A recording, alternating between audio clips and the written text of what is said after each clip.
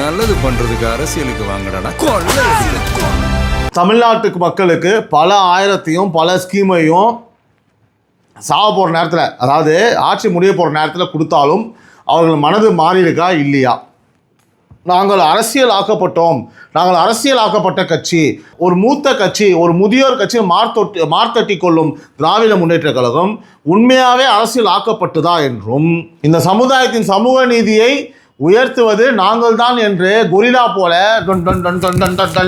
மார்த்தட்டி கொள்ளும் திமுக உண்மையாகவே சமூக நீதியை அப்படியே அறுத்து எடுத்திருக்கா அப்படின்றத பற்றியும், அரசியல் கட்சியில் பொறுப்பில் இருக்கக்கூடிய நிர்வாகிகள் பொறுப்புணர்வுடன் நடந்துக்கிறாங்களா, இல்லை அவங்க குடும்பத்தை சார்ந்தவங்களாம் பொறுப்புடன் இருந்திருக்காங்களான்றதை பற்றியும், இந்த மாதிரி பல விஷயங்களை இங்கே நான் பேச போகிறது இல்லை. செல்ஃப் கன்ஃபெஷன் அப்படின்னா என்ன? ஒப்புதல் வாக்குமூலம். நம்மளே பார்த்தீங்கன்னா போயிட்டு, ஐயா நான் இப்பேற்பட்டவன் தான் ஐயா, என் வாயை நான் ஒத்துக்கிறேன் ஐயா, இந்த கொலையை நான் தான் செஞ்சேன் ஐயா, நான் தெரியாதனமாக போன தடவை பார்த்தீங்கன்னா மக்கள்லாம் இப்போ சொல்லுவாங்க, கடவுள்கிட்டலாம் பாவம் மன்னிப்பு கேட்டுட்டு இருப்பாங்க, ஐயா இறைவா நான் தெரியாதனமாக போன வாட்டி இந்த திமுக ஓட்டு போட்டேன், இந்த தவறை என் வாழ்க்கையிலேயே செய்ய மாட்டேன், ஒப்புதல் வாக்கு மூலமாக போயிட்டு கடவுள்கிட்ட பிரார்த்தனை பண்ணுற மாதிரி உங்கள் முன்னாடி, என் உறவுகள் முன்னாடி சில தீய சக்திகளும் சில சொம்புகளும் பப்ளிக்கும் நம்மளை போல உறவுகளும் அவங்களாம் ஒப்புதல் வாக்குமூலம், அவங்களே அவங்க வாயால் சொல்லக்கூடிய ஒப்புதல் வாக்குமூலத்தை தான் நம்ம இங்கே பார்க்க போகிறோம். உறவுகளால் நான், உறவுகளுக்காக நான், உங்கள் சிபி நவீன். அனைவருக்கும் வணக்கம். முதல் கட்டமாக திராவிட முன்னேற்ற கழகம் இப்போ ரீசெண்டாக எலெக்ஷன் வரப்போகுது, ஆட்சி முடிய போகுது. அவங்க இஷ்டத்துக்கு எல்லாரும் அக்கௌண்ட்லையும் 5000 2000 3000 4000 8000 10,000 பிம்பிளிக்கு பில்லாப்பி மாதிரி அமௌண்ட்லாம் போட்டிருந்தாங்க. ஆனால் ஒரு ஒரு சுவாரஸ்யமான ஒரு விஷயமை நான் பார்த்தேன், ஒரு ரீல்ஸாக அதை நான் ப்ளே பண்ணுறேன். அங்கே நடந்த சம்பவத்தை நீங்களே பாருங்கள்.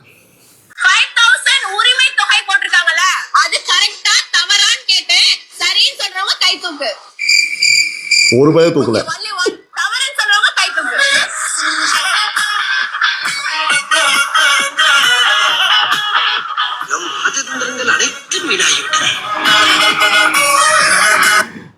உறவுகளை இப்போ இது என்ன தெரியுது அப்படின்னா, இப்போ இருக்கக்கூடிய மக்கள் ரொம்ப தெளிவாக இருக்காங்க. என்னதான் இலவசங்கள் நம்ம கொடுத்தாலும் சரியா, அதை ஏற்றுக்கொள்ளும் மனநிலையில் அவங்க கிடையாது. சரியா, ரொம்ப தெளிவாக அவங்களுக்கு என்ன உண்மை அப்படின்றது தெரிஞ்சு போச்சு. ஸோ அதை நோக்கி தான் அவங்க ட்ராவல் பண்ணிகிட்டு இருக்காங்க. ஸோ அடுத்தபடியாக இப்போ லேட்டஸ்ட்டாக நம்ம திரு டாடி சிஎம் அவர்கள் பல மாநாடுகளில் நடத்திட்டு வராரு. அதில் ரீசெண்டாக ரேம்ப் வாக் ஷோஸ்லாம் ரொம்ப வைரல் ஹிட் ஆகிட்டு இருக்கு. இப்போ கூட ரீசெண்டாக திருச்சியில் ஒரு மாநாடு பண்ணாங்க, அங்கேயும் ரேம்ப் வாக் பண்ணாங்க. போன வாட்டி அடியை விட இந்த வாட்டி அடி கொஞ்சம் கம்மி தான், துண்டை வச்சு வெளுத்து வாங்கினாங்க. அது ஒரு ரீகேப் ஒன்று பார்ப்போம். பார்த்துட்டு அதை பற்றி இன்னொரு 2 சொம்புங்க, திமுகவோட முரட்டு முட்டியில் மரண முட்டு கொடுக்குற 2 சொம்புங்க என்ன சொல்கிறாங்கன்றதையும் நம்ம கேட்போம். ஃபஸ்ட்டு ஒரு ரீகேப் பார்ப்போம், துண்டில் வாங்கின அடியை. ஓகேவா?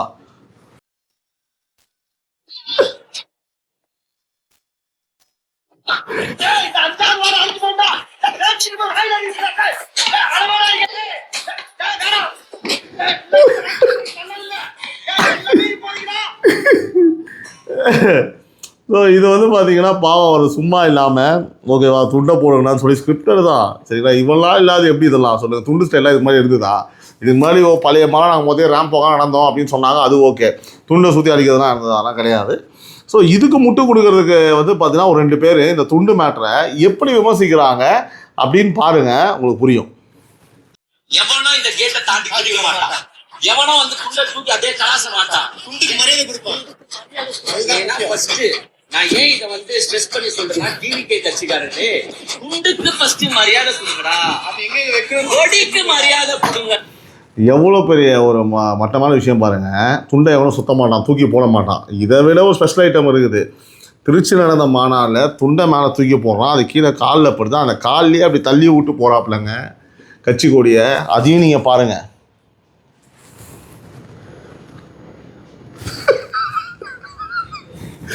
பார்த்தீங்களா, இதுதான் நான் சொன்னேன். ரீல்ஸ் விசாரணை முடிஞ்சிருச்சா, தீர்ப்பு எழுதிட்டீங்களா, ரைட்டு.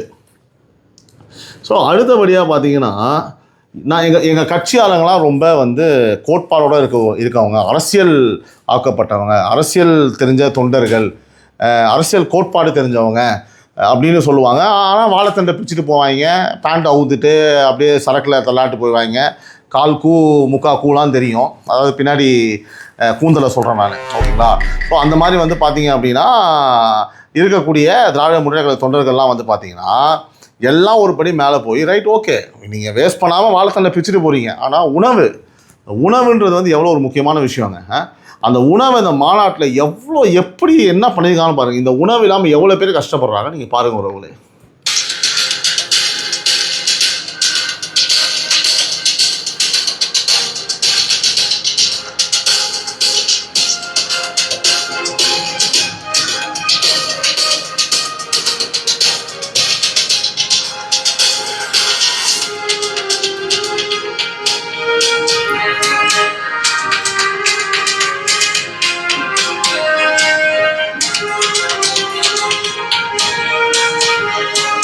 உணவுகளே இல்லை ஒரு ஹைலைட்டான விஷயம், அந்த உணவு பார்த்துருக்கீங்களா?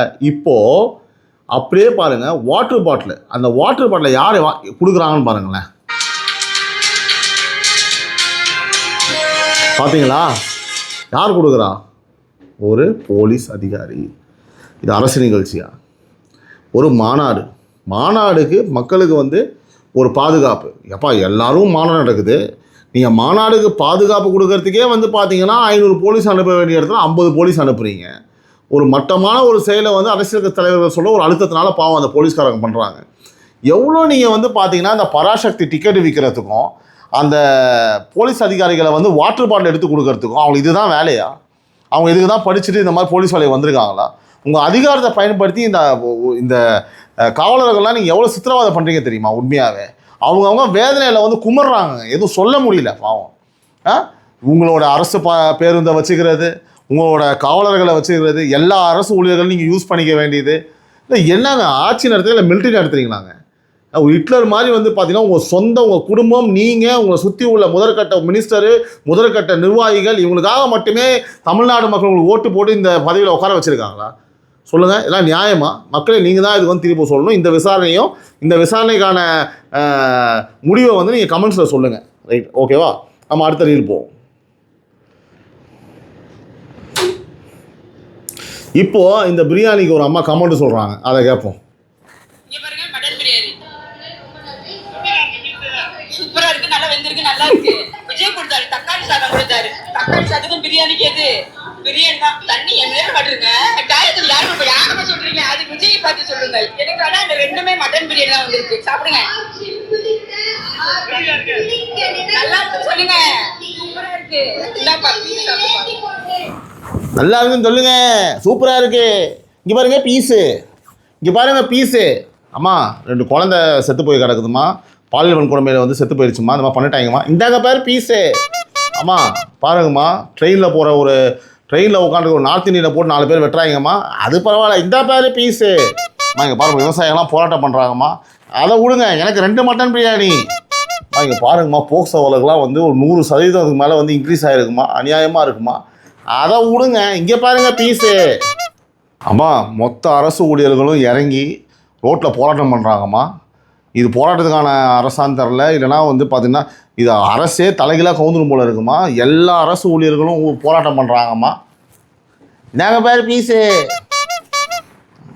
விளங்குமா? இது ஒரு பீஸுக்கும் 2 மட்டன் பிரியாணிக்கும் விற்றுட்டு போகிற கேஸுங்க இதெல்லாம் உள்நாட்டை. இங்கே பாருங்கள் பீஸு, ஊட்டி வேறு விட்டு நல்லா இருக்குன்னு சொல்லுங்கள். விசாரணை முடிஞ்சு தீர்ப்பு நீங்கள் சொல்லுங்கள். அதே போல் சமூக நீதியை பற்றி பேசி மாறுத்திட்டம் குறிலா போக மாறுத்திட்டுப்பாங்க. அப்படியே நாங்கள் தான் சமூக நீதி, அப்படியே நாங்கள் தான் எல்லாம் பண்ணுறோம், ஓகேவா? நீங்கள் அப்படி தட்டினவங்க ஒரு ஃபண்டை எப்படி ரொட்டேட் பண்ணியிருக்காங்க, ஒரு சமுதாயத்தை சேர்ந்த மக்களோட வாழ்வாதாரத்தை உயர்த்தக்கூடிய ஒரு மொத்த கோடிக்கான ஒரு ஃபண்டை வந்து நீங்கள் எப்படிலாம் வந்து ரொட்டேட் பண்ணியிருக்கீங்க அப்படின்றத அதிமுகவை சேர்ந்த ஸ்போக்ஸ் பர்சன் திரு கோவை சத்தியன் அவர்கள் அழகாக ஒரு நிகழ்ச்சியில் சொல்லியிருப்பார். உறவுகளே, இது வந்து நிறைய பேருக்கு போய் சேரல. இதை நான் போடுறேன் பார்ப்போம் வாங்க. என்னன்னா அந்த நீதி எங்களுக்கும் தெரியும், அந்த ஜிஓ அந்த ஆர்டிஐ பதிலாம் எங்களுக்கும் தெரியும். அவர் என்ன சொன்னார், அவரே விளக்க சொன்னார். பழங்குடியினர், பிற்படுத்தப்பட்ட மக்கள், விளிம்பு நிலை மக்கள், அவங்களுக்கு தானே இந்த உரிமை தொகையும் போகுது. இல்லாதவர்களுக்கும் போகுது. நீங்களும் நானும் வாங்கல, இவர்கள் கொடுக்குறீங்களா? 1,31,00,000. 1,31,00,000. லட்சமுமே இப்படியான மக்கள் தான். பழங்குடியினரும் தாழ்த்தப்பட்ட மக்களும் கிடையாது இல்ல.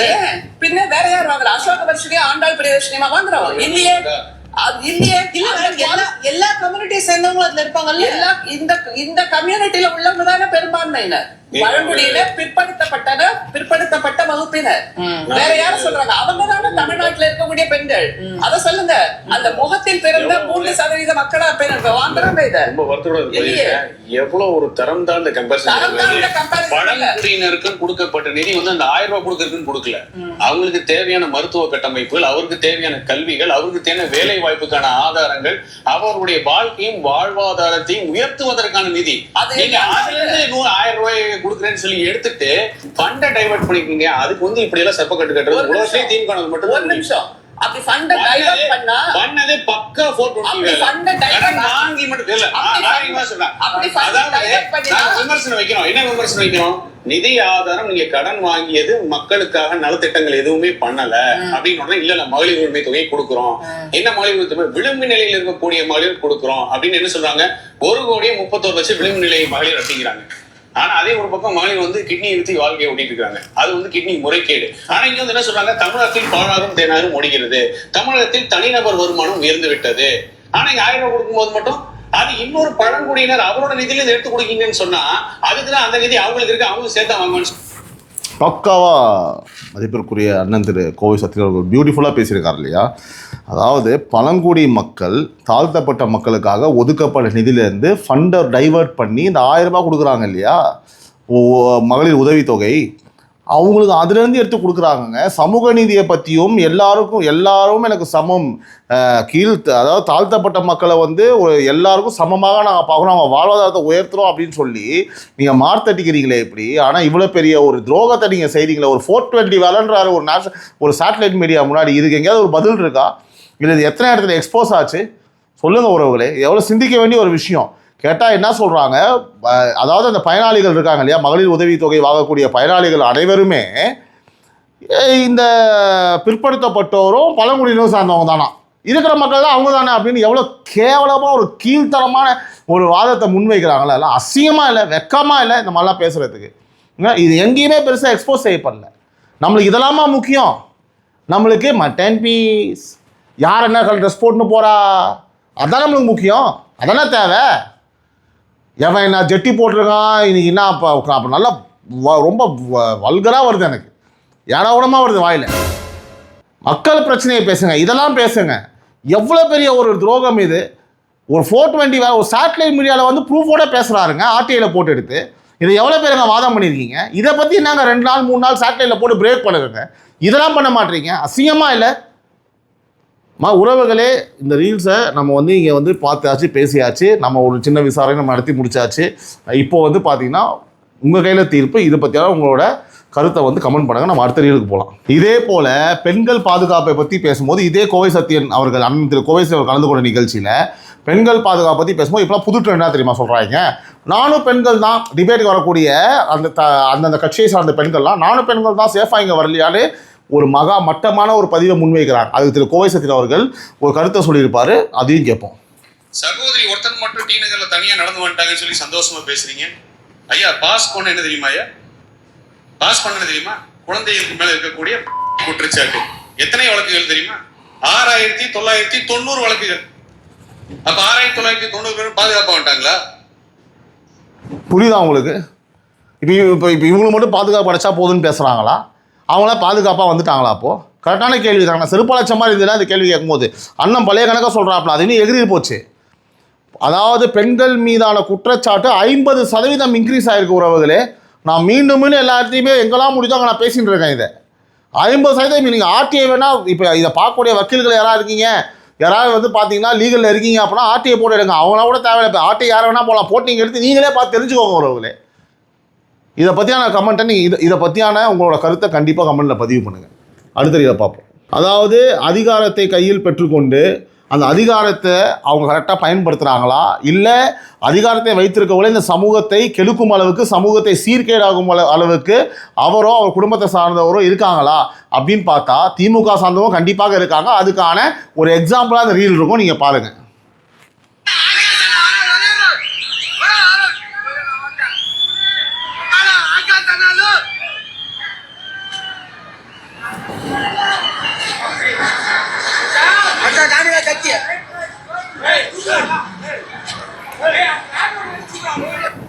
திமுகவை சேர்ந்த ஒரு கவுன்சிலரோட மகன் நினைக்கிறேன், அவருக்கு பிறந்த நாள். அதுக்கு ரோட்டில் பாருங்கள் தூக்கி தோளில் வச்சுட்டு கையில் கத்தியோடு நடந்து வராங்க. இதுதான் வந்து நீங்கள் வந்து உங்கள் கண்ட்ரோலில் வச்சுருக்க அட்மினிஸ்ட்ரேஷனா? நீங்கள் தான் மக்களை காப்பாற்ற போகிறீங்களா? உங்களோட கவுன்சிலை கட்டுப்பாடாக வச்சுக்க முடியுதா அவங்களால? கவுன்சிலே உங்கள் பேச்சை கேட்க மாட்டோம், உங்களை மதிக்காமல் இந்த மாதிரி ஆடிட்டு இருக்காங்க. கூறு கட்டு தரமா செய்கிற மொத்த குற்றத்தில் பாதி குற்றம் உங்கள் திமுக சார்ந்தவங்க தான் இருக்காங்க. இது நான் சொல்லலை, செய்தி அப்படி வருது. 2 வயது குழந்தை பாலியல் வன்கொடுமை செய்து ஃபிட்ஸ் வந்து செத்து போச்சு. அது யார்? திமுக நிர்வாகி. லேட்டஸ்ட் நியூஸ் இது. அதுக்கப்புறம் ஒரு கவுன்சிலர் வந்து பார்த்தீங்கன்னா ஒரு விமான பயணியோட பாலியல் சீண்டலுக்கு ஆளாகி ஜெயிலில் இருக்கிறாரு. அவர் யார்? அவர் இதில் வேறு வந்து பார்த்தீங்கன்னா இவர் மார்த்தட்டி சொல்லுவானா, அவர் மார்த்தட்டி குறையே சொல்ல முடியாதான் அவரை. இவனால் சொல்கிறதுக்கு டைம் இல்லையா, பத்தலையா, அவ்வளோ இருக்குதான் சொல்கிறதுக்கு. இதை பற்றிலாம் சொல்லவே இல்லையா அந்த மாநாட்டில். ஒரு 4 விஷயம் சொல்லியிருந்தா நானும் பாராட்டியிருப்பேன், விசில் அடிச்சிருப்பேன். அப்பா உண்மை நேர்மை விரும்பியாக இருக்கார் நம்ம முதல்வர்னு சொல்லிட்டு நல்லது மட்டும் சொல்லிட்டு போயிட்டீங்க. அதுவும் நல்லதுலேயும் பாதி பொய் சொல்லுவாங்களே, மோசமானவன் முக்கியமானவன். அந்த மாதிரி மோசமான மனிதர்களில் முக்கியமான மனிதர்களாக நீங்கள் எங்கள் கண்ணில் கிடையாது, தமிழ்நாட்டு மக்களின் கண்களில் நீங்கள் அப்படி பண்ணுறீங்கன்னு சொல்லி கமெண்ட்டில் பார்த்தேன் நான். அப்படி போட்டிருந்தாங்க, போய் தேடுங்க நீங்களே எங்கே போட்டிருக்காங்கன்னு. அடுத்த ரீலில் பார்ப்போம். மக்களை வந்து பார்த்தீங்கன்னா எவ்வளோ முட்டாளாக ஆக்குறாங்க, எப்படி முட்டாளாக பார்க்குறாங்க அப்படின்றத உங்கள் கட்சியை சேர்ந்த ஒரு முக்கிய நிர்வாகியே வந்து பார்த்தீங்கன்னா ஒப்புதல் வாக்குமூலம் கொடுக்குறாரு. பார்ப்போமா வாங்க. இப்பவே தயார் நிலையில் இருங்கள். அடுத்து 1 மாசம் லீவ் போட வேண்டியதா வரும். நிச்சயமா தேர்தல் நேரத்துல அங்க போயிட்டேன் இங்க போயிட்டேன் காது குத்து கல்யாணம்லாம் கதெல்லாம் சொல்லக்கூடாது. நீங்க சொல்ல மாட்டீங்க எனக்கு தெரியும். நம்மளுக்கு காது குத்தி தான் பழக்கம். காது குத்து நிகழ்ச்சிக்கு போயிடும். அதனால இதுக்கு மட்டும் அர்த்தத்தை சொல்லுங்க. உறவுகளே, நம்மளுக்கு காது குத்தி தான் பழக்கம். யாருக்கு நீ காது குத்துற? ஒரு நிர்வாகிகளோட கூட்டத்தில் பல ஆயிரம் பேர் முன்னாடி உட்காந்துருக்கும் போது ஒரு சேட்டலைட் சேனல் வந்து எடுத்துகிட்டு இருக்காங்க, லைவ் போயிட்டுருக்கு ஒரு நிகழ்ச்சியை. நமக்கு காது குத்தி தான் பழக்கம் நீ டேரிங்காக சொல்கிறானா? இவர் தான் வெள்ளை அறிக்கிறோடனே வெள்ளை பேப்பரை எடுத்து காமிச்சவருங்க. எவ்வளோ ஒரு அரகன்ஸ் பாருங்கள், எவ்வளோ ஒரு திமிரு, ஒரு அதிகார திமிருங்க இது. நம்ம தான் ஜெயிக்க போகிறோம். முட்டா பசங்க காசை தூக்கி வச்சா ஓட்டு போயிடுவாங்க. முட்டா பசங்க இவனுங்க ஆட்டு மூளை வச்சுட்டு இருக்கவனுங்க நினைக்கிறாங்க நம்மளை. புரியுதா உங்களுக்கு? சொல்கிறாங்க பாருங்கள், நம்மளுக்கு காது குத்தி தான் பழகம். மட்டன் பீஸ் சொன்னாங்களா மேடம், தோப்பா 2 மட்டன் பிரியாணி, அந்த மாதிரி தான். அவ்வளோ மானவிட்டு போயிருக்கோமா நம்ம? சிந்திங்க உறவுகளே, சிந்திச்சுக்கோங்க. அதனால தான் இது நான் அழகாக பாருங்கள், செல்ஃப், அதாவது ஒப்புதல் வாக்குமூலம், செல்ஃப் கன்ஃபெஷன், அவங்களே ஒத்துக்கிறாங்க பாருங்கள். இறுதியாக வந்து பார்த்தீங்கன்னா இந்த முதல்வர் நம்மளை என்னவா பிளான் பண்ணுறாரு, என்னவா ஆக்க விரும்புகிறாரு அப்படின்றத ஒரு அற்புதமான ஒரு ஃபன்னான ரீலோட முடிச்சிடலாம். இதை கொஞ்சம் பாருங்கள், செம காமெடியாக இருக்கும். அடுத்த 5 ஆண்டுகளுக்கும் திராவிட மாடல் ஆட்சி தான் தொடரணும்னு தமிழ்நாட்டு மக்கள் முடிவு பண்ணிட்டாங்க. சார் நீ நினைக்கிற மாதிரிலாம் இங்க பண்ண முடியாது சார். என்ன சொல்றேன்னு சொல்லுங்களேன். அவன் படிக்காம ஓரங்கட்டு லெஃப்ட்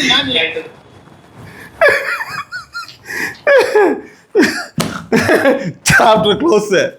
அதாவது சார் நீங்கள் நினைக்கிற மாதிரிலாம் நடக்காது. நீங்கள் இஷ்டத்துக்கு மேடம் மேலே 1000 பேசுவீங்க. நீங்கள் முதல்வர் அந்த சீமானை சொல்கிற மாதிரி காமனாக சொன்னாரோ அதையும் நான் பொதுவாக சொல்கிறேன், யாரையும் குறிப்பிட்டு சொல்ல. உனக்கு என்னப்பா நீ பைத்தியம் என்ன வேணா பேசுவேன். அந்த மாதிரி நீ நீ எங்களெல்லாம் புதைக்கலாமா எரிக்கலாமான்னு பிளான் பண்ணுற. இது ஒரு ரீலு. இறுதியாக இந்த ரீல்ஸை பற்றிலாம் நீங்கள் என்ன நினைக்கிறீங்க அப்படின்றத மறக்காமல் கமெண்ட்டில் பதிவு பண்ணுங்கள். நன்றி, வணக்கம் உறவுகளே.